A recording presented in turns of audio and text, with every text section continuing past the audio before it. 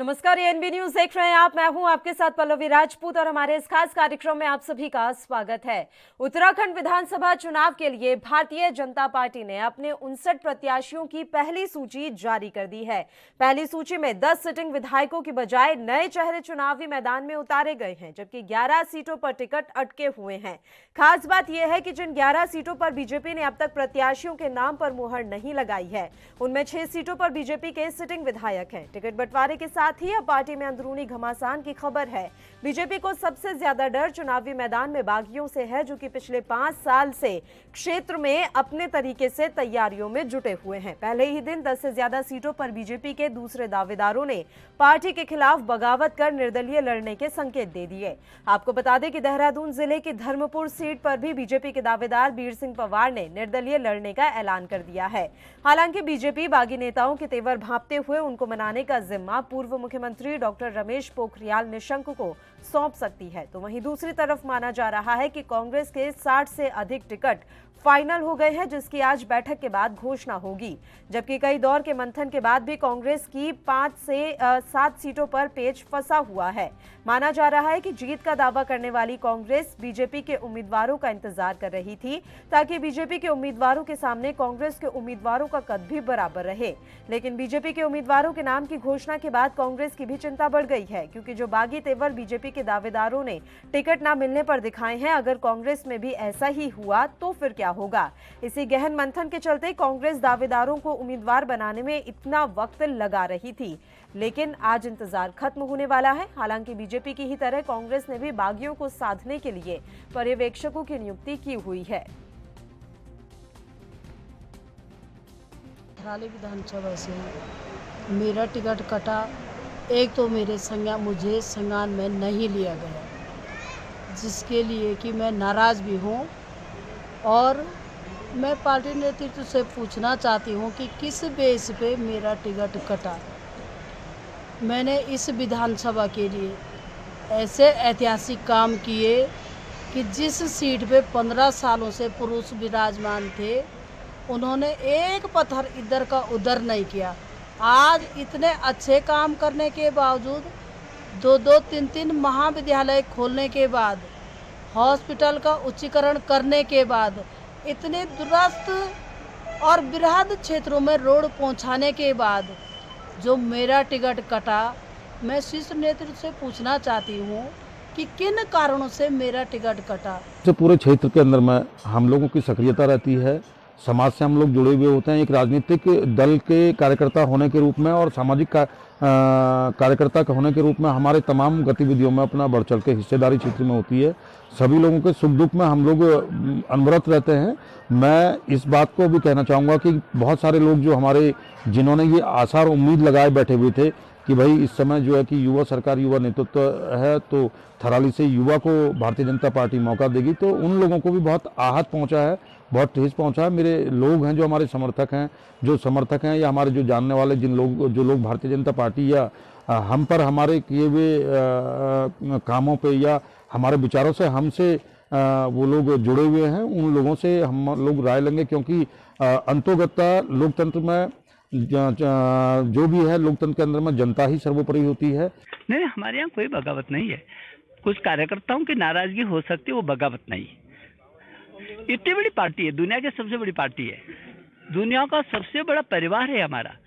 तो उसमें यदि किसी की थोड़ा बहुत आपकी नाराजगी होगी तो हम बात करेंगे, नाराजगी दूर करेंगे। से कांग्रेस पार्टी अपना समय ले रही है। देखिए, विलंब से इसलिए हो रहा है सूची जारी करने में, क्योंकि हमारे नेता राहुल गांधी जी का स्पष्ट संदेश है कि जिस विधानसभा क्षेत्र में एक से ज्यादा उम्मीदवार हैं और जो प्रबल उम्मीदवार है जिसे आप टिकट देने की बात कर रहे हैं, जो है उसके अलावा जो उम्मीदवार हैं उनको विश्वास में लिया जाए, उनसे संपर्क स्थापित किया जाए, उनसे सामंजस्य बनाया जाए, जिससे कि जब सूची जारी हो तो किसी भी तरीके का गतिरोध या विरोध पार्टी को नहीं फेस करना पड़े। इसीलिए थोड़ा सा वक्त लग रहा है। और मैं आपको बिल्कुल सुनिश्चित करना चाहती हूँ इस बात को कि जब हमारी लिस्ट सूची जारी होगी, उसके बाद आपको कुछ भी कहीं भी विरोध या गतिरोध नहीं देखना पड़ेगा, क्योंकि सब।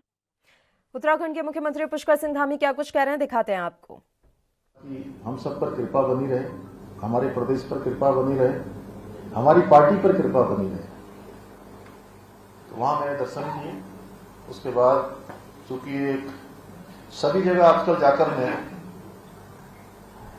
माननीय प्रधानमंत्री जी का भी विशेष फोकस है कि सभी जगह पर कोरोना की लगातार समीक्षा करनी है और वह भी पूरी लगातार समीक्षा कर रहे हैं। देश के सभी मुख्यमंत्रियों के साथ कर रहे हैं, लगातार भारत सरकार के मंत्रियों के साथ कर रहे हैं। पिछले दिनों उन्होंने उत्तराखंड और पूरे देश की समीक्षा भी की थी। तो उस क्रम में मैंने देहरादून में एक बड़ी समीक्षा बैठक की थी और फिर उसके बाद मेडिकल कॉलेज में हल्द्वानी सुशीला तिवारी में गया था। आज मैंने ये भी तय किया था कि यहां भी आऊंगा और उसी में मैंने यह भी तय किया कि आप सब लोगों से, चूंकि अब यहां आ रहा हूं तो ऐसा कैसे हो सकता है कि मैं अपने सभी देवतुल्य कार्यकर्ताओं के साथ न मिलूं। तो आपसे मिलने का भी कार्यक्रम तय किया। तो आप सोच लीजिए कि आज एक तरह से ये कोरोना महामारी जब से शुरू हुई है और जब से हमारा ये लोकतंत्र का पर्व शुरू हुआ है, अगर मैं सबसे पहले कहीं गया हूं तो मैं आपके बीच में आया हूं। और आप ही से ये समझ लीजिए कि चुनाव अभियान का एक श्री गणेश भी हो गया, क्योंकि अभी केवल इंडोर बैठकें होनी है। अल्मोड़ा हमारा एक संस्कृति का केंद्र भी है, एक चंद राजाओं की राजधानी भी है और अपने आप में यहाँ की माल रोड, यहाँ की समूड़ी पूरे हिंदुस्तान के अंदर अलग नाम से जानी जाती है, अलग इसकी पहचान है। तो आप सब लोग, जितने लोग भी यहाँ बैठे हैं, आप लोग, मैं ऐसा मानता हूं कि कई हजारों लोग हैं यहाँ पे। अब आप सोच रहे होंगे कि यहाँ तो सैकड़ों लोग हैं, इसमें ये हजारों क्यों कह रहे हैं? मैं हजारों इसलिए कह रहा हूं, जैसे हमारे डॉक्टर पत्नी साहब बैठे हैं, प्रोफेसर साहब, नेगी साहब, ये ऐसे लोग हैं, भंडारी जी, इन्होंने इतने लोगों के बीच में संपर्क किया है। और आप सब लोगों में से भी बहुत सारे लोग जिनकी आवाज हजारों लोगों तक है। अभी मैं प्रोफेसर पत्नी साहब को फोन कर रहा था, मुझे पता नहीं था कि आपसे भेंट हो पाएगी। तो जब मैं आ रहा था तो तब आपसे मैंने कहा कि आपको जो है अल्मोड़ा में भी देखना है कि कैसे यहाँ की हमारी सीट आगे बढ़े, यहाँ कैसे हम जीते, और आपको गंगोली हाट में भी देखना है क्योंकि आपका मूल घर वहां भी हुआ। ये कर्मभूमि हो गई, वो जन्मभूमि हो गई। ऐसे हमारे नेगी साहब उधर रानीखेत की तरफ देखेंगे, उधर की तरफ देखेंगे और हजारों लोगों तक ये बात पहुंचाएंगे हमारी। तो आप लोग एक एक जो बैठे हैं इस हॉल के अंदर, सब जो है हजारों से कम नहीं है। अगर 100 है तो समझ लीजिए 100 इंटू 1000 कितने हो गए?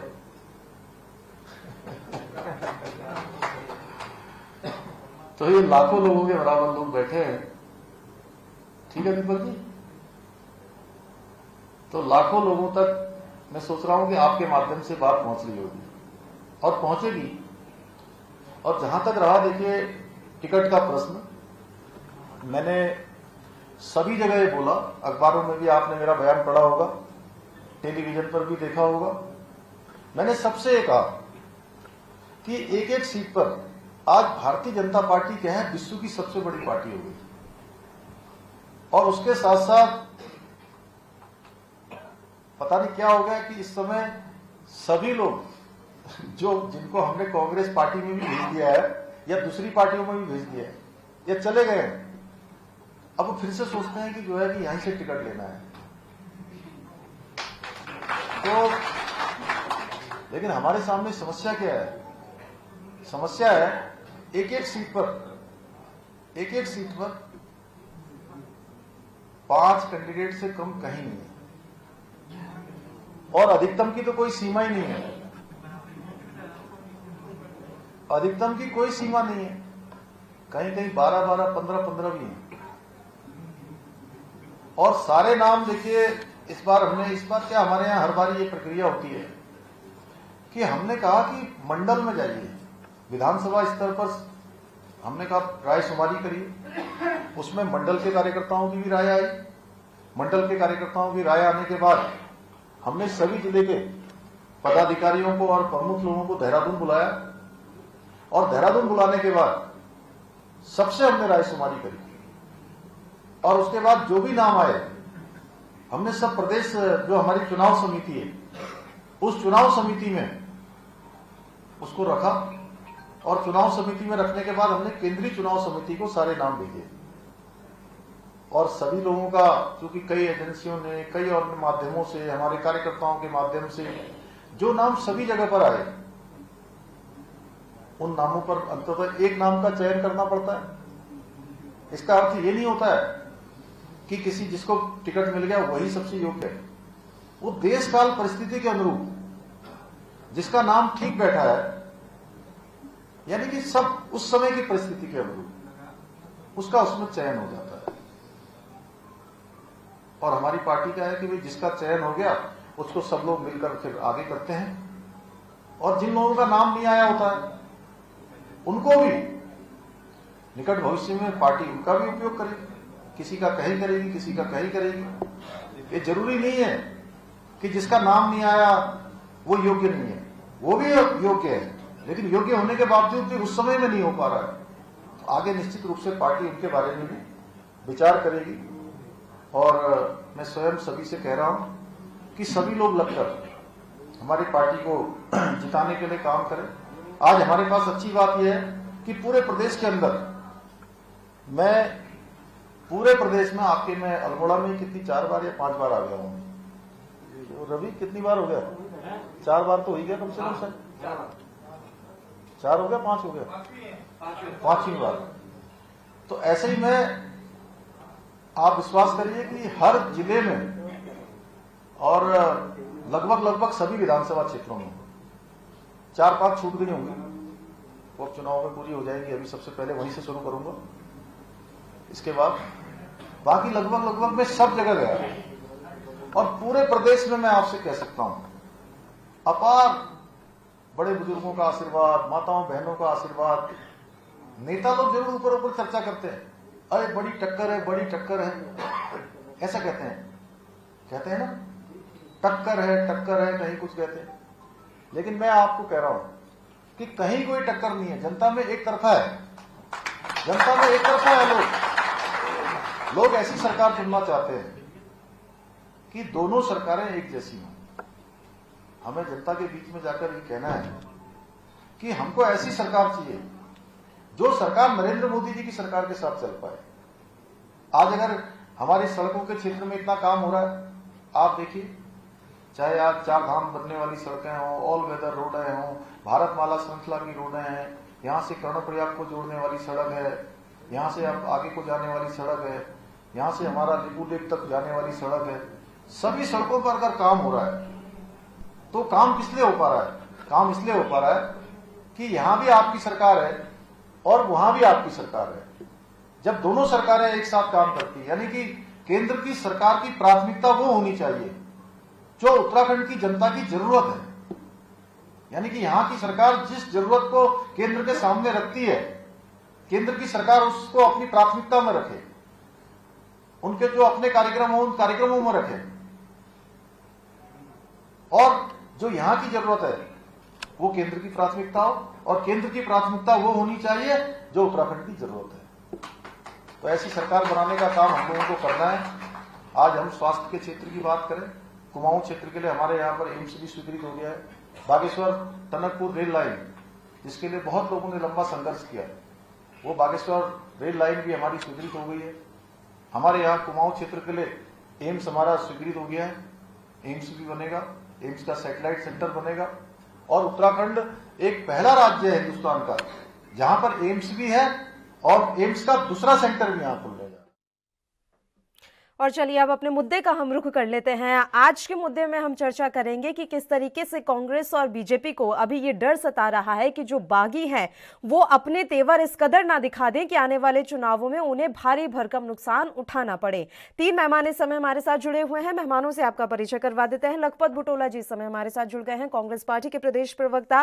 संजीव वर्मा जी भारतीय जनता पार्टी के प्रदेश प्रवक्ता इस समय हमारे साथ जुड़े हुए हैं, और आम आदमी पार्टी के नेता दीपक पांडे जी भी इस समय हमारे साथ जुड़ गए हैं। तीनों ही मेहमानों का स्वागत है ANB न्यूज पर। संजीव वर्मा जी, शुरुआत आपके साथ ही कर लेते हैं। सत्ता अभी आप ही संभाल रहे हैं उत्तराखंड में। 59 प्रत्याशियों की सूची आपने जारी कर दी है, लेकिन बताया जा रहा है कि 6 सीटें ऐसी हैं जहां पर अभी आपके सिटिंग विधायक हैं। मैं उन सीटों के बारे में बात कर रही हूं जिनके प्रत्याशियों के नामों की घोषणा अभी तक आपने नहीं की है।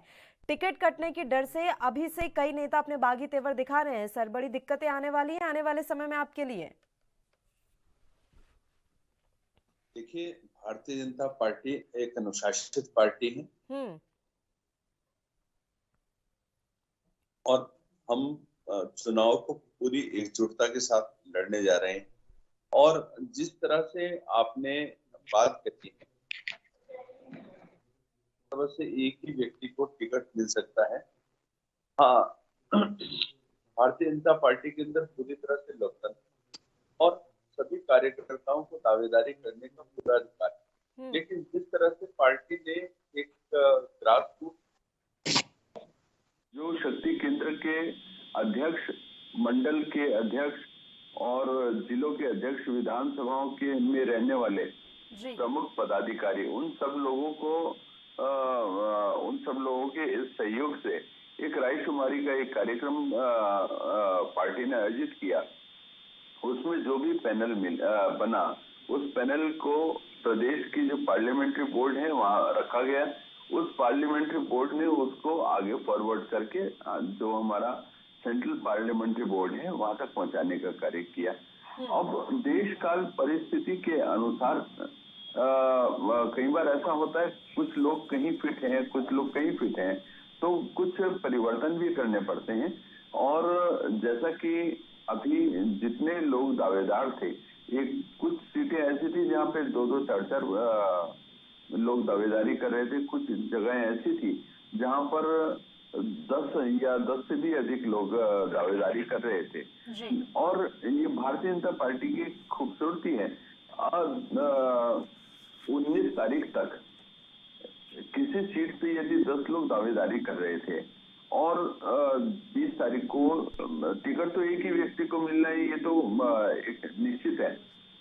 तो बाकी के जितने लोग दावेदारी कर रहे थे, उन सब लोगों ने जिस भी व्यक्ति को पार्टी ने अपना एक आधिकारिक प्रत्याशी घोषित किया, सभी लोग उसके साथ पार्टी को जिताने के लिए साथ में लग जाते हैं। और ये लेकिन साथ ही मैं आपसे यही बताना चाहूंगा, कई बार क्या होता है कि बहुत सारे लोग राजनीति में हम सब काम करते हैं, तो हम सबकी एक महत्वाकांक्षा भी होती है कि टिकट मुझको मिल जाए और मैं भी जनता की सेवा कर सकूं।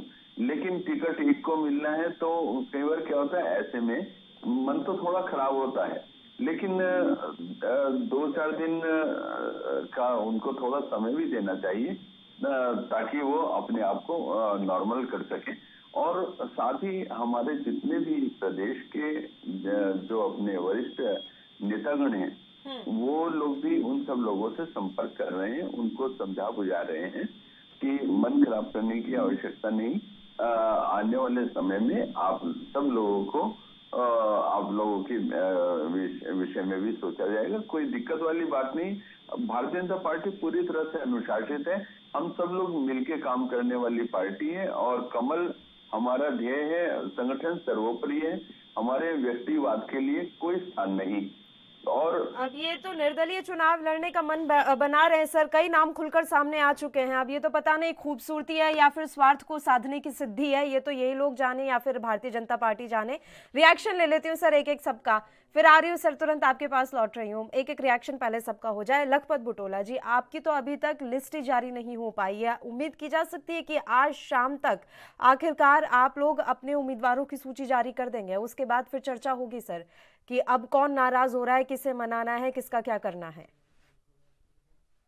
देखिए, मैं आपसे बता सकता हूँ जो प्रत्याशी की सूची है बहुत जल्दी सबके सामने होगी और आप लोगों को भी पता चल जाएगा। लेकिन मैं ये कह सकता हूँ कि प्रक्रिया के मंथन में जो एक समय सीमा उसमें कहीं देरी नहीं है।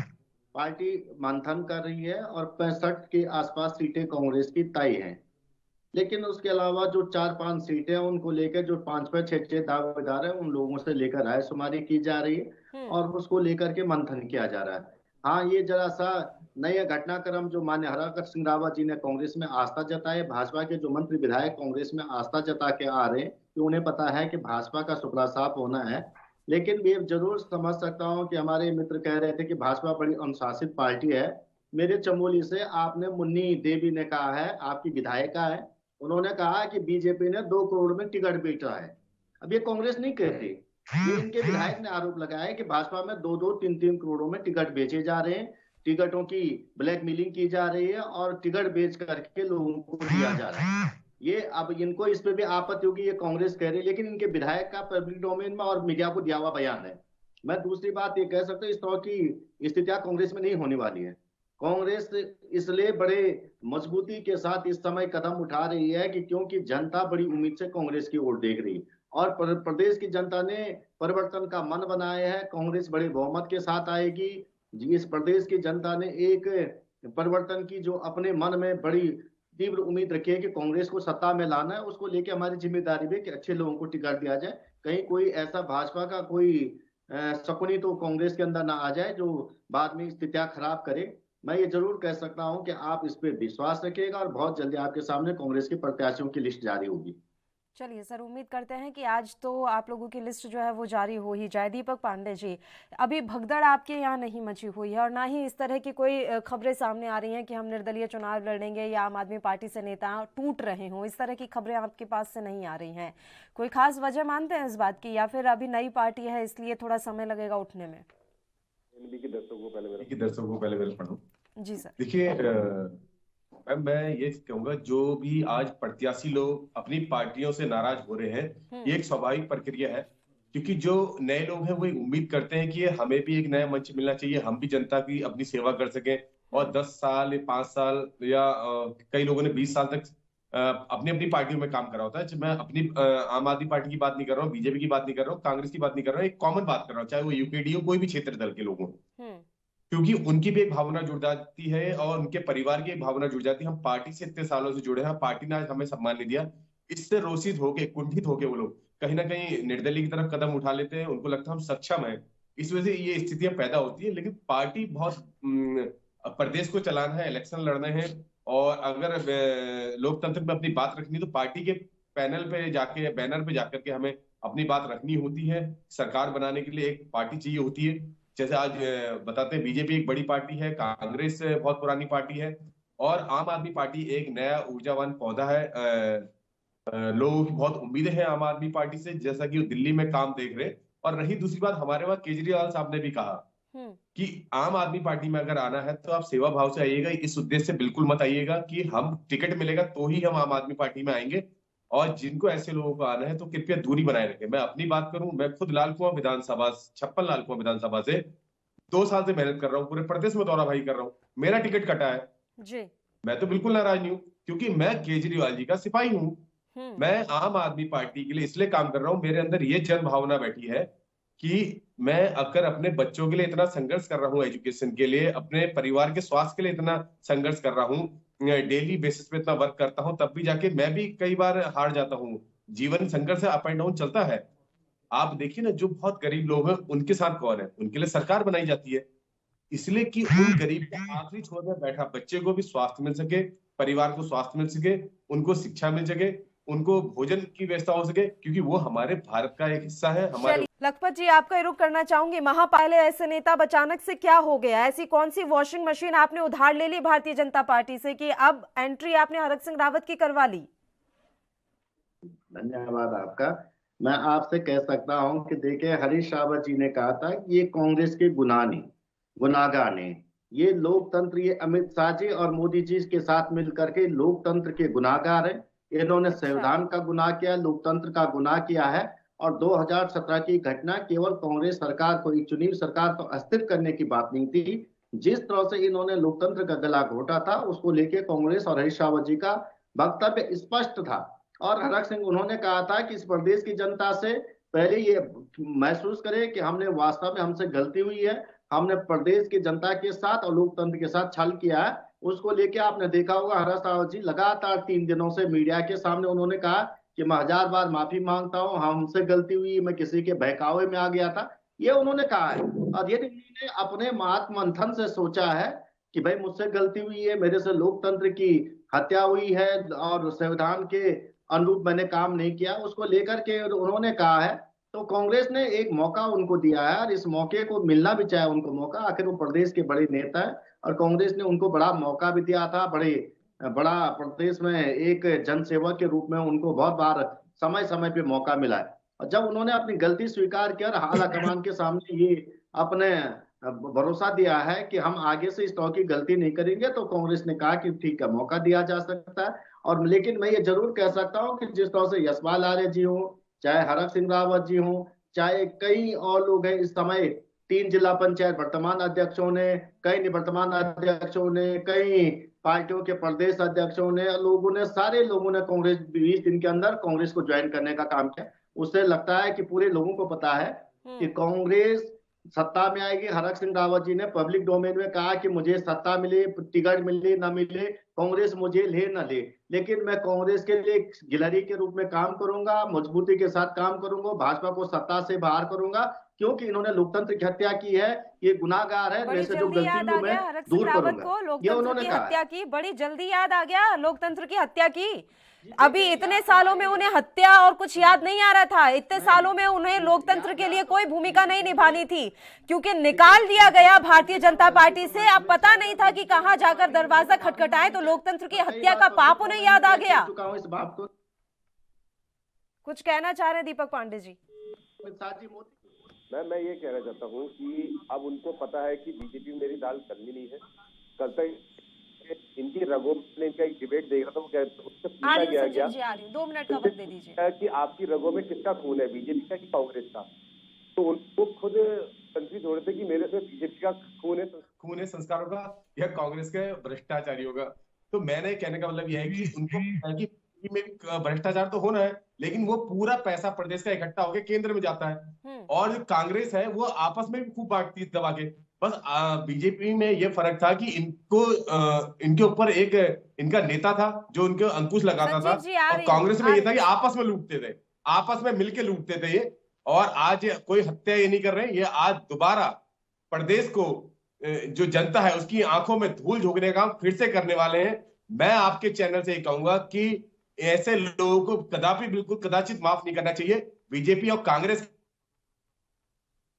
वाले लोग, इनको भी कहीं ना कहीं तो जनता को सबक सिखाना चाहिए। मैं तो सीधी बात जनता से ये जनता को समझना होगा कि इस तरह के नेता जो हर 5 साल में अपनी पार्टी बदल लेते हैं, वो वाकई में जनता की सेवा करना चाहते हैं या उनकी खुद की सेवा के लिए वो इस तरह के हथकंडे अपनाते हैं। अब ये जनता को समझना बेहद जरूरी है, वक्त आ गया है। संजीव वर्मा जी जी हैं जिन्होंने उस समय तत्कालीन चुनी हुई सरकार को गिराया था और उत्तराखंड की जनता। ठीक है संजीव वर्मा जी आवाज मिल रही है आपको? संजीव जी जी बताइए सर, बताइए। हाँ बताएं। आप बीच में अपना सर हाथ उठा रहे थे, इसलिए मैंने आपका रुख किया। बताइए। हाँ जी। अभी जैसे हमारे मित्र लखपत जी एकदम से उनके कल से और आज में एकदम तो चेंज। कल आपके प्रवक्ता लगातार बोल रहे थे कि हरक सिंह रावत कांग्रेस का गद्दार है, हरक सिंह रावत भ्रष्टाचारी है, हरक सिंह रावत ने कांग्रेस का पीठ पे छुरा वो भोंका है जी। और आज वो उसकी शान में जो कसीदे पढ़ रहे हैं, एकदम से गिरगिट से भी तेज ये लोग जो रंग बदल रहे हैं। आप ये देखिएगा, आज हरक सिंह रावत ने कांग्रेस ज्वाइन करी। आप कल तक बोल रहे थे हम किसी भी सूरत में हरक सिंह रावत को नहीं आने देंगे, बिल्कुल नहीं आने देंगे। हरीश रावत जी लगातार बोलते रहे हैं मैं उजाड़ू बैलों की एंट्री अपने कांग्रेस के अंदर बिल्कुल नहीं होने दूंगा, चाहे मेरे को इसके लिए कांग्रेस पार्टी से सन्यासी क्यों न लेना पड़ जाए। नहीं। वो लगातार वो मगरमच्छ और अन्य कई संज्ञाएं अपने जो उनके प्रतिद्वंदी गुट हैं, प्रीतम सिंह जी स्कूट हुआ, गोदियाल स्कूट हुआ, और अब आज एक नई एंट्री जैसे हरक सिंह रावत जी की होगी, जो कि उनके घोर प्रतिद्वंदी है, 36 का आंकड़ा है उनका। और मैं सोचता हूँ जैसे अभी लखपत जी कहते थे, तो 2016 का जो सबसे बड़ा आपका विलेन था, 2016 का आपका सबसे बड़ा विलेन तो सबसे बड़ा विलेन तो हरक सिंह रावत था। हरक सिंह रावत के द्वारा ही स्टिंग ऑपरेशन किया गया। हरक सिंह रावत स्टिंग ऑपरेशन नहीं करते तो किसी को पता ही नहीं लग पाता कि हरीश रावत ने कैमरे के सामने स्वीकार किया कि आप करोड़ों रुपया ले लो और मैं इनको टॉप अप करके आप लोगों को वापस करूंगा, लेकिन मेरी सत्ता बचा लो। तो भ्रष्टाचार में जो आकंठ कांग्रेस डूबी हुई है, ये उसका एक स्याह चेहरा। और मैं सोचता हूँ कि भारतीय जनता पार्टी ने अनुशासन दिखाते हुए ऐसे अनुशासनहीन व्यक्ति को जिस तरह से बाहर का रास्ता दिखाया, सरकार से बर्खास्त किया और 6 साल के लिए पार्टी से निष्कासित किया, पार्टी का एक बहुत अच्छा निर्णय है। अभी ये तो आपको सोचना है सर, जो उस समय आए थे वो एक एक करके वापस जा रहे हैं। चलिए, इन्हें तो आपने निष्कासित कर दिया, अब आर्य बेटा और पुत्र का आर्य बेटा बाप का क्या करेंगे आप? वो तो आपको छोड़कर चले गए थे ना, एक एक करके जा भी तो रहे हैं, सरकार बनाने के लिए आ गए, अब वापस निकल लिए।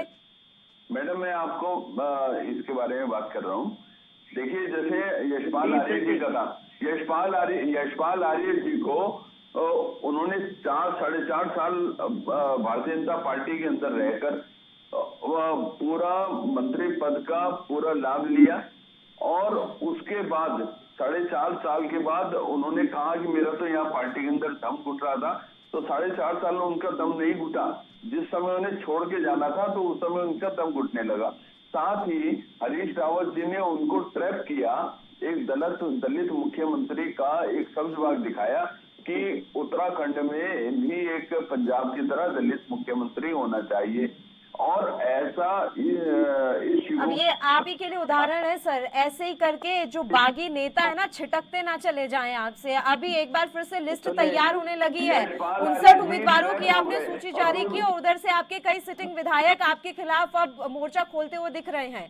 मैं लौटती हूँ सर, आपके पास कुछ कहना चाह रहे हैं लखपत जी? हमारी पार्टी पूरी तरह से अरे सर, आप सुनिए तो मुन्नी देवी शाह का बयान, आप सुनिए तो सही सर, आपके कुछ विधायकों के बयान अभी मैं आपको पढ़वाती हूँ सर। 2 मिनट का वक्त दीजिए, मैं लखपत जी का एक बार रुक कर लेती हूँ। संजीव जी, आपके कुछ विधायकों के बयान मैं आपको अभी सुनाऊंगी, बताइए लखपत जी। परिवार से केवल एक व्यक्ति को टिकट दिया गया है और कांग्रेस से ठीक है, एक एक करके बात कर लीजिए। यशपाल आर्य का बेटा प्रीतम जी और उनका बेटा, और इस तरह से लखपत जी बोलिए, लखपत जी। परिवारवाद। संजीव जी 2 मिनट का वक्त दीजिए सर, 2 मिनट का वक्त दीजिए, एक बार सुन लीजिए। आप लोकतंत्र को बचाने वाले लोगों में से है ना, अब लोकतंत्र में विपक्ष की आवाज भी सुनी जाती है। सुनाइए लखपत जी, क्या कह रहे हैं? करते मैं आपसे कहता, थराली के विधायक मुन्नी साहब ने कहा कि भाजपा ने 2 करोड़ में टिकट बेचा है, ये कांग्रेस ने कहा, यही अनुशासन है आपका? क्या एक्शन लिया आपने? अरे आप बोल रहे हो ना, आप बोल रहे हो, ये वक्तव्य आपका है, ये वक्तव्य आपका है। आप लोग झूठ परोसने की दुकान है, झूठ परोसने की दुकान है आपकी। अरे झूठ आपका है, सुन लीजिए। मुन्नी देवी कल का बयान है, चमोली के अंदर मीडिया के अंदर किया हुआ बयान। यदि आप देखते थे तो आपकी कर लिए प्रवक्ता मत बनिए, यदि आप बिल्कुल अरे आप मत बनिए। अरे झूठ परोसते हैं आप लोग, झूठ परोसते हैं आप लोग। अरे मुन्नी शाह का बयान है, चमोली में गण कोई बयान नहीं दिया इस तरह का के सामने दिया है, 2 करोड़ में टिकट बेचने की बात कही उन्होंने, और ये मैं कह रहा हूँ, सुन लीजिए। और यदि आप, हम तुम्हारी तरफ झूठ अफरेज नहीं बोलते। आप दूसरी बात आपने कहा, जिस बात को लेकर आपने हरीश रावत जी किस मीडिया चैनल पे कहा कि करोड़ों ले लो, तुम झूठ और फरेब की बात। 4.5 साल सीबीआई पीछे पड़ी थी, क्या हुआ 4.5 साल में? अरे सुन लीजिए, सीबीआई की जांच चल रही है श्रीमान, सीबीआई की जांच चल रही है, सीबीआई की जांच चल रही है। अभी बेदाग नहीं हो गए हैं, जांच चल रही है, मुजरिम है वो लोग, आप आरोपी हैं अभी। अरे सुन तो लो, बीच में क्यों बोलते, इंटरप्ट क्यों करते? सुन दो ना, मैं पूछना चाह रहा हूँ 5 साल सरकार चले गई, 5 साल में कितने दिन हरीश रावत जी से पूछताछ हुई? सीबीआई 5 साल तक किसी को बुलाती नहीं है, यही सीबीआई आपको मालूम है पूछताछ हुई या नहीं हुई? अरे बात सुन लीजिए ना। अरे उसके बाद क्या मालूम है आपको पूछताछ हुई या नहीं हुई? सीबीआई लगातार उनको बुलाती रही है, आपसे पूछ के गए होंगे क्या? 5 साल से क्या हुआ? तो किस कोर्ट में चल रहा केस? 5 साल में क्या कर दिया? सीबीआई कोर्ट में केस चल रहा है उनका, आपको जानकारी नहीं है क्या? आपको नहीं है पता? सीबीआई कोर्ट में उनका केस चल रहा है, आपको जानकारी है या नहीं है? सुन लीजिए। अरे पता नहीं है वर्मा जी, इसलिए अपडेट होके आया करो, इसलिए मैं बार बार कह रहा हूँ। अच्छा, बार ये आप लगा के मीडिया पे मत आओ। सुनो, तीसरी बात मैं आपसे कह, कांग्रेस अरे झूठे आरोप आप लोग लगाते हैं, आप लोग झूठ बोलते हैं। एक एक करके बात कर लेते हैं सर, एक एक करके बात कर लेते हैं। भ्रष्टाचारी पार्टी कांग्रेस है। बोलता हूँ जिस देश का प्रधानमंत्री इतना झूठ बोलता हूँ, आपको तो विकास भी दिखाई नहीं देता, आपको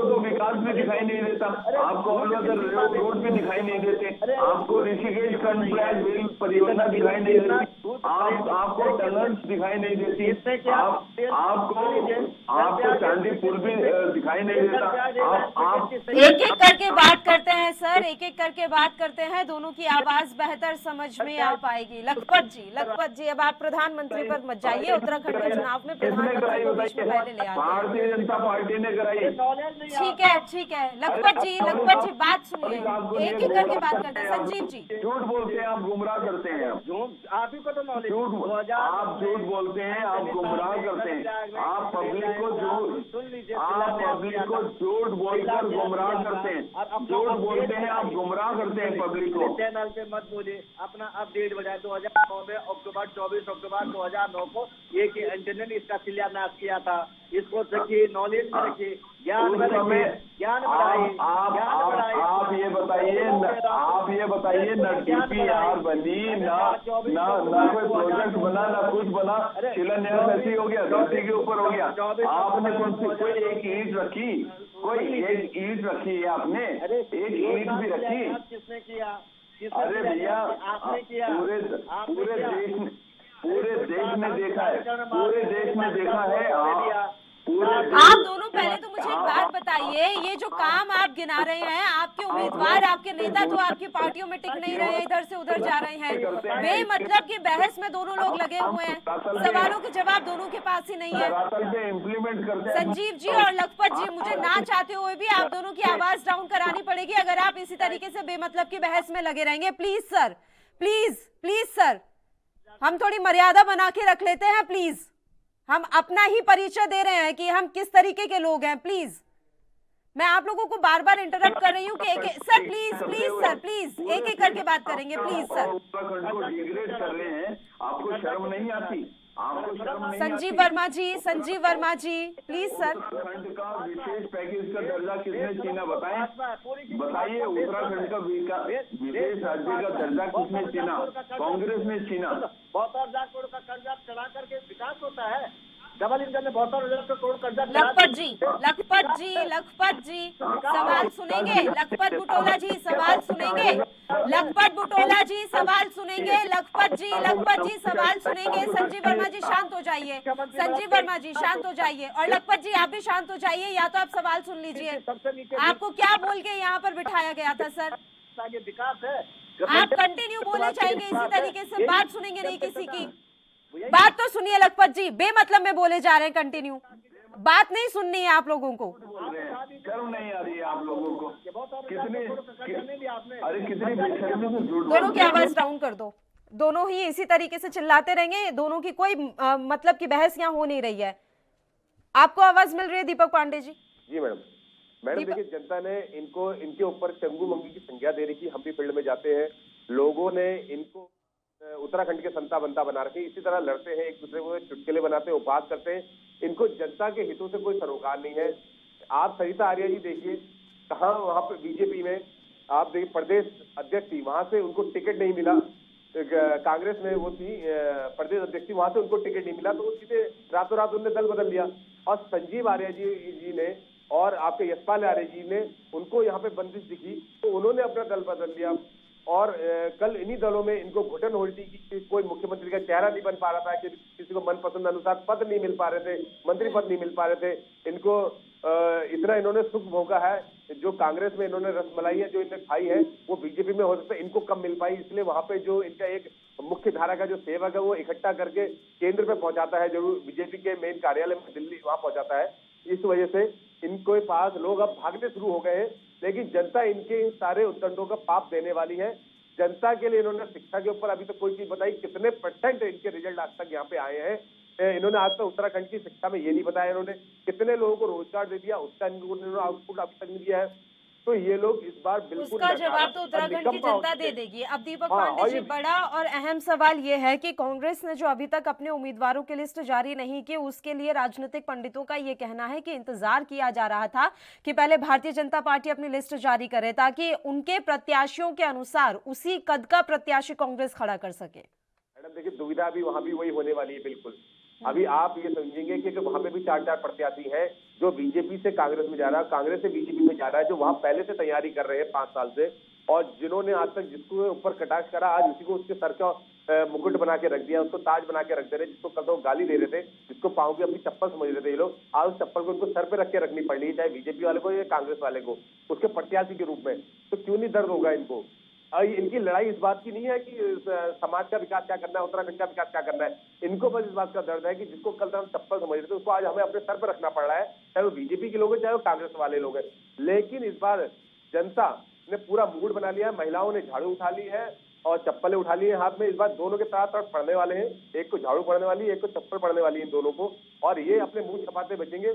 और जो जनता ने पूरा इनके इस बार मुंह पे जिस तरह से ये दिखा रहे हैं पूरी जनता के बीच में, और 2016 में भी इन्होंने दिखाया था, अपनी ये हरकतें करी थी, इनके मुंह में इस बार कालिक दोबारा फुटने वाली है। ये मैं जनता से निवेदन भी करूंगा आपके चैनल के माध्यम से, इनका हसर इस बार इनको इसी तरह का इनको करके भेजे, और ये अगली बार चुनाव लड़ने लायक ये आए भी ना और शर्मिंदगी की मारे अपने घर बैठे रहे। अभी भी उम्मीद है कि इधर से उधर नेता हो सकते हैं, अभी भी ये सिलसिला जारी रहने वाला है दीपक पांडे जी? जी मैडम, मैं कह रही हूँ आपको लग रहा है कि अभी भी ये सिलसिला जारी रहेगा कि नेता इधर से उधर और इधर से उधर होते रहे? तो और जूतम बाजार होनी है अभी इनकी। अभी कांग्रेस की लिस्ट तो आने दीजिए। अभी आप देखिए ये दोनों इसके बाद जो है जिनको जिनको टिकट नहीं मिला है, वो चाहे बीजेपी का होगा, वो कांग्रेस का होगा, या वो निर्दलीय लड़ेंगे, वो दोनों मिलके इन्हीं के प्रत्याशियों को अभी हराएंगे। आप देखना एक एक विधानसभा में 4-4, 5 प्रत्याशी जो ये तैयार वहां पे कर रहे थे, आज वो मिलके केकड़ों की तरह इनकी टांग खींचेंगे एक दूसरे की। और ये आज मैं हर बार डिबेट में ये कहता हूँ, ये जनता तो इनको हराएगी अपने वचनों से और अपने गलत करतूतों काम की वजह से, जो इन्होंने जनता के बीच में ये दिखा रहे हैं ना, जो ये आईना जिस तरह से बातें करते हैं ये लोग, आप देख रहे हैं आपके पैनल में बैठ के चंगू मंगू की तरह ये लोग लड़ रहे हैं, और इसी तरह इन्हें आपस में लूट खसोटी इसी तरह करी है। आज कैसे एक दूसरे पर लालचन लगा रहे हैं जैसे दूध के धुले हैं दोनों ने किस नहीं करा है। पहले ये शुरुआत बीजेपी ने करी, आज जब कांग्रेस में जाते दिख रहे तो अब इनको भारी पड़ रहे हैं, अब इनके आंसू घड़ियाली आंसू निकल रहे हैं इन लोगों के। जनता इस बार इनको सबक सिखाने वाली है। नुकसान कुल मिला के जनता का हो रहा है, इनका कुछ नहीं हो रहा है। मैं इस बार जनता से कहूंगा अपना नुकसान बचाए, अपने पैसे को बचाए और इनको सबक सिखाए। ठीक है, संजीव वर्मा जी आवाज मिल रही है आपको? जी आ रही है। सर, बोया पेड़ बबूल का तो आम कहाँ से पाए, जो आपने किया अब लौट कर आपके पास ही आ रहा है वो। का गला घोटता है आप फिर शुरू होगा लखपत जी बीच में बोलना। मैं संजीव जी से सवाल कर रही हूँ, प्लीज। मेरे देश के लोकतंत्र को खत्म करने का काम केंद्र सरकार करती है। अरे शर्म करो यार, प्रधानमंत्री के लिए बोल रहे हो, आपके लोक लाज है आपके अंदर, शर्म नहीं आती आपको? बहुत बेशरम लोग हैं आप लोग, बहुत ही बेशरम लोग हैं, चलेगा बहुत ही बेशरम लोग हैं आप। ये बता, शर्म तो भाजपा को आनी चाहिए जो कहते प्रधानमंत्री का जीवन खतरे में आ गए। ये ड्रामा, ये नौटंकी बात, जब सरकारें राज्यों में गिराते तो शर्म नहीं आती। 356 शर्म नहीं आती। धारा 356 में आपने 26 चुनी हुई सरकारें गिराई है, पाप किया है आप लोगों ने। अपना इतिहास उठा के देखिएगा। ये संविधान की प्रक्रिया है। 26 चुनी हुई 26 राज्य की सरकारें गिराने का पाप किया है आप लोगों ने।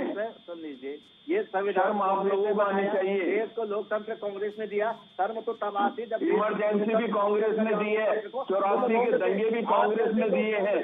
कश्मीर का आतंकवाद भी कांग्रेस ने दिया है। आती है जो अंग्रेजों के पिट्ठू बना करते थे, अंग्रेजों की गुलामी करते थे। भोपाल का गैस कांड भी कांग्रेस ने दिया है।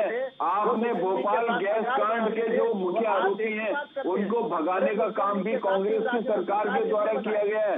आपके कांग्रेस के प्रधानमंत्री ने भोपाल गैस कांड के मुख्य आरोपी को भगाने का, देश से भगाने का काम किया। आप लोगों ने इतने बड़े बड़े पाप किए आपने, आप लोगों को शर्म आनी चाहिए। अब एक बात बताएं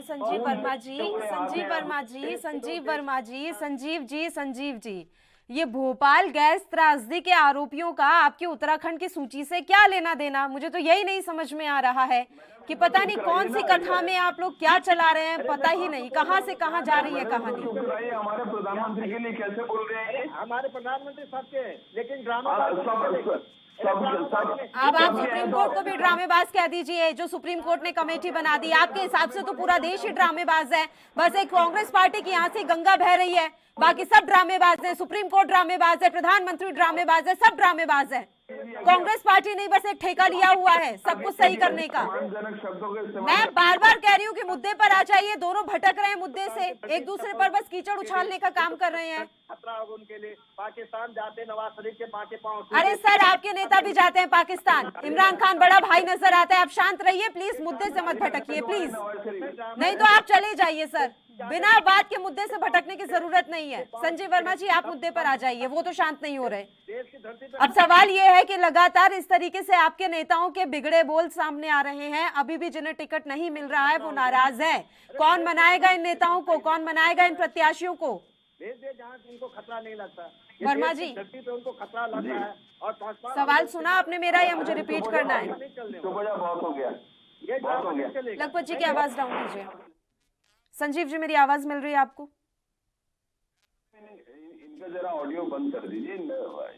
ठीक है सर, मेरा सवाल ये था कि अब जो आपके नेता नाराज चल रहे हैं उनको मनाने का जिम्मा किसका है? कौन मनाएगा इन नेताओं को, या इसी तरीके से इनके बिगड़े बोल सामने आते रहेंगे? मैडम देखिए, मैंने कहा हर विधानसभा में ये तो एक निश्चित है कि एक ही व्यक्ति को टिकट मिलेगा। हाँ, सभी लोगों के अंदर एक महत्वाकांक्षा होती है, सभी लोग चाहते हैं कि टिकट की दौड़ में मुझको मिल जाए। लेकिन मैंने कहा कि भारतीय जनता पार्टी एक अनुशासित पार्टी है और यहाँ पर दावेदारी करने का सब लोगों को अधिकार है। लेकिन जब टिकट फाइनल हो जाते हैं, टिकट पार्टी के एक प्रत्याशी को दे देती है जो आधिकारिक उसका प्रत्याशी बन जाता है पार्टी का, तो बाकी जितने भी लोग उस लाइन में लगे होते हैं सब लोग कमल को जिताने के लिए एकजुट होकर पार्टी के लिए काम करते हैं। हाँ देखिए, अभी एक ही दिन हुआ है टिकट डिक्लेयर हुए और धीरे धीरे उन लोगों की जो नाराजगी स्वाभाविक है, तो धीरे धीरे करके उन लोगों की नाराजगी कम होएगी वक्त के साथ। और हमारे जो वरिष्ठ नेतागण हैं वो लोग उनको समझाने बुझाने का काम कर रहे हैं और पार्टी पूरी तरह से एकजुटता के साथ आगे चुनाव मैदान में जाने वाली है। किसी प्रकार का कोई इस तरह का जो आप नाराजगी वाला वो बोल रहे हैं, मैं सोचता हूँ एक दो दिन में सब कुछ सामान्य हो जाएगा। जगवीर सिंह भंडारी ने बीजेपी प्रत्याशी के खिलाफ चुनाव लड़ने का ऐलान कर दिया है। उन्होंने साफ तौर पर कहा है कि मेरे साथ हर बार पार्टी के द्वारा धोखा ही किया जाता है। मैडम देखिए, ऐसा है ना, मैंने कहा सब लोगों के उन लोगों के अंदर भी थोड़ा सा नाराजगी है और वो नाराजगी को हमारे जो वरिष्ठ नेता हैं मिल बैठकर उनको समझाने का काम करेंगे और सभी लोगों को कुछ न कुछ काम दिया जाएगा और पार्टी पूरी तरह से एकजुटता के साथ 2022 का जो हमारा चुनाव है उसमें जाने वाली है। और देखिए, सबसे अच्छी बात हमारे जो 59 हमने ये दिए हैं उसमें एक परिवार से केवल एक व्यक्ति को ही हमने अपना प्रत्याशी बनाया है। अभी आप कल कांग्रेस की लिस्ट आने दीजिए, कांग्रेस में सबसे पहला नाम तो यशपाल आर्य का, जहाँ पे एक परिवार से 2 टिकट दिए जाने, उसके बाद फिर हरीश चलिए वो आपका लुकआउट नहीं है सर, उनकी पॉलिसी अलग हो सकती है ना, सबकी पॉलिसी, हर पार्टी की पॉलिसी एक नहीं होती है संजीव जी। तो ये पॉलिसी उन्होंने क्या अपनाई है, हम इनसे पूछ लेते हैं डायरेक्ट लखपत जी से। लखपत जी चलिए आप अपनी बात कंप्लीट कर लीजिए।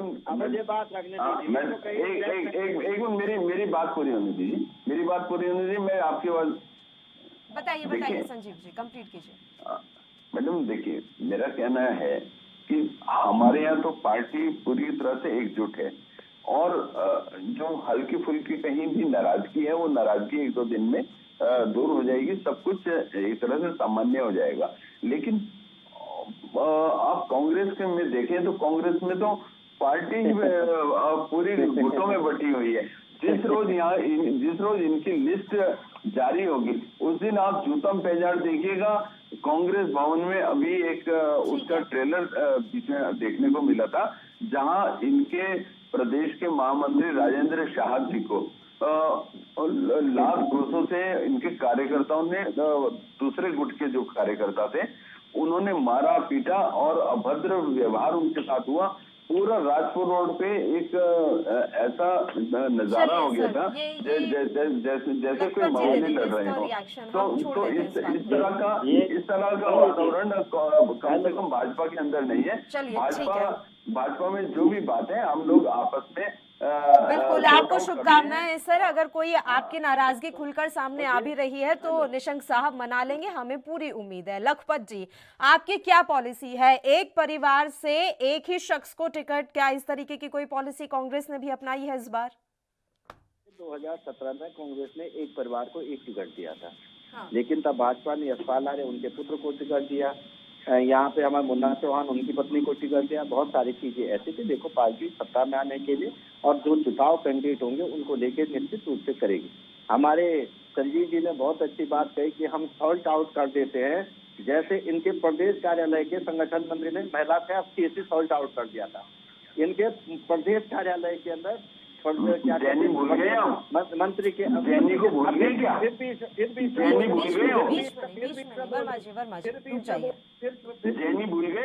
रुक जाइए संजीव जी, बात कंप्लीट हो जाने दीजिए। आगे भी डिबेट होगी, बीच में सुन लीजिए। पिछली बार आप वो इंटरप्ट कर रहे थे, इसलिए पूरी बात सुन, मैं आपको पहले गौर से सुन रहा था। इंटरप्ट मत कीजिए, पूरी बात सुन। जब आपका नंबर आएगा तुमने अब आप अपनी बात जारी रखिए। अपने पार्टी से ज्यादा कांग्रेस दिल्ली का तंदूर कांड भूल गए, राजस्थान का मावड़ी कांड भूल गए। अरे सब याद है। और याद दिलाऊं? रुक जाइए संजीव जी, रुक जाइए। फेहरिस्त फिर बहुत लंबी हो जाती है, बात कहीं की कहीं चली जाती है। 4 विधायक इनके डीएनए टेस्ट के लिए महिलाएं कह रही हैं, उनके डीएनए टेस्ट 5 साल में नहीं, कांग्रेस आएगी उनके डीएनए टेस्ट भी होंगे, सच्चाई पता चलेगी। इन्होंने प्रदेश कार्यालय में जो मंत्री के सामने एक कार्यकर्ता ने एक नहीं दिखाएगी, इन्हें ये नहीं दिखा दिया काऊ के विरुद्ध क्या प्रदर्शन हुआ, इन्हें नहीं देखा कि चैंपियन ने कर्णवाल को क्या महाबैंक की गाली दी, वो उत्तराखंड के लोगों को कितने भद्दी गाली चैंपियन ने दी, वो सब प्रदेश ने देखा है, उसमें कहीं छुपना है। लेकिन मैं ये जरूर कह सकता हूँ, मुझे आप पे आरोप लगाने का कोई शौक नहीं है, क्योंकि ये डूबता जहाज है। भाजपा का टुकड़ा साथ प्रदेश की जनता करेगी। मैं ये जरूर डूबता जहाज कांग्रेस है श्रीमान, डूबता जहाज कांग्रेस है। करे वर्मा जी, मात्र 15 दिन का समय है। 15 दिन में जनता ने 15 दिन में जनता ने आपको आईना दिखा देना है। 15 दिन में जनता आपको आईना दिखा देगी। बिल्कुल निश्चिंत रहिए, 100% निश्चिंत रहिए। आपके कर्मों का प्रतिफल आप लोगों को जरूर दिखाया जाएगा। अब भारतीय जनता पार्टी तो अच्छा लखपत जी देखिए, हम तो अपने विकास कार्यों के बल पे जनता के बीच जा रहे हैं। आपके पास विजन क्या है? आपके पास विजन क्या है जनता के बीच जाने का? खाली एक नेगेटिव चश्मा पहन के नेगेटिव वो दिखाना। नेगेटिव एस्पेक्ट पे चुनाव नहीं लड़े जाते मेरे भाई, नेगेटिव एस्पेक्ट पे चुनाव नहीं लड़े जाते। हमने पूरा 5 सालों में पूरा विकास किया है, इंफ्रास्ट्रक्चर का डेवलपमेंट किया है और विकास किया है, कर रहे हैं। और विकास केवल भारतीय जनता पार्टी ही कर सकती है। डबल इंजन की सरकार ही विकास कर सकती है। आप लोगों की सरकारें जब आई, आप लोगों की सरकारों ने लगातार उत्तराखंड को चलने का काम किया। आपने 108 योजना को हटाने का काम किया। आपने विशेष राज्य का दर्जा छीनने का काम किया। बताइए आपने उत्तराखंड की भलाई के लिए क्या किया? आप लोगों के नेताओं ने तो ये बोला था कि उत्तराखंड राज्य हमारी लाश पे बनेगा। तो आप लोगों की सोच तो प्रदर्शित करती है। आप लोग कभी उत्तराखंड की तहसील थी ही नहीं मेरे भाई। उत्तराखंड बनाने का बनाया था, मोदी जी संवार रहे हैं। और आपको जिस कांग्रेस से इतनी प्रॉब्लम है संजीव वर्मा जी, 2016 में उसी कांग्रेस को आधा खाली कर दिया आपने और अपने यहाँ ले आए इतने नेताओं को। तब आपको नहीं लगा कि इनकी सोच कैसी है, इनकी विचारधारा कैसी है? क्यों तब आपका फायदा हो रहा था? मैडम, जो 2016 की आपने बात करी, 2016 में इंडिया से जितने लोग टूट के आए थे, कांग्रेस का सुपड़ा साफ करते करते आप खुद कांग्रेस युक्त होते जा रहे हैं। जरा देखिए, चश्मा हटाइए अपनी आंखों से कि क्या हो रहा है बीजेपी के साथ। माननीय मोदी जी की उपलब्धियों से प्रभावित होकर हम लोग शराब का कारोबार कांग्रेस को छोड़ के भारतीय जनता पार्टी में। अब आप 2 मिनट का समय दे दीजिए तो मैं लखपत जी की जवाब ले लूं। सर, वो बहुत देर से बोलने का प्रयास कर रहे हैं, थोड़ा सा उनका भी एक आखिरी मैं कमेंट ले लूं। वैसे भी समय हमारे पास समाप्त होने को है। लखपत जी, आप डिबेट में आपसे ज्यादा बोल सकता हूँ, ज्यादा तेज भी बोल सकता हूँ। मैं बता बोलिए। आपने बहुत विकास किया, मैं मान गया। मैं ये भी मान रहा हूँ कि आपने बहुत काम किया। मैं ये पूछा जीरो टॉलरेंस की सरकार ने लोकायुक्त को 5 साल में क्यों नहीं लाई? मैं ये पूछा कि मुख्यमंत्री 4.5 साल सरकार चलाए, वो चुनाव लड़ने से क्यों मना कर रहा? इतने विकास की गंगा बहा दी। ये त्याग है उनका, ये उनका त्याग है। ये पार्टी ये उनका त्याग है। उन्होंने कहा, त्रिवेंद्र जी ने कहा है मैं चुनाव नहीं लड़ूंगा, मैं चुनाव नहीं लड़ूंगा, बल्कि पूरे प्रदेश भर में माननीय धामी जी के नेतृत्व में दोबारा सरकार बने, उसके लिए काम करूंगा। पूरे उत्तराखंड भर में मैं सरकार की उपलब्धियों का प्रचार करूंगा। जमानत नहीं बचे। राज्यसभा सांसद के टिकट को भी मांग रहे हो प्रेशर बना के? चलिए, दीपक जी की कमी थी। 2 लोग तो पहले से एक साथ बोल रहे थे। अभी ये त्याग सब में आपके सारे नेताओं में नजर आ रहा है संजीव जी, ये त्याग सब में नजर आ रहा है। आपकी पार्टी त्याग कर करके जा रहे हैं सब।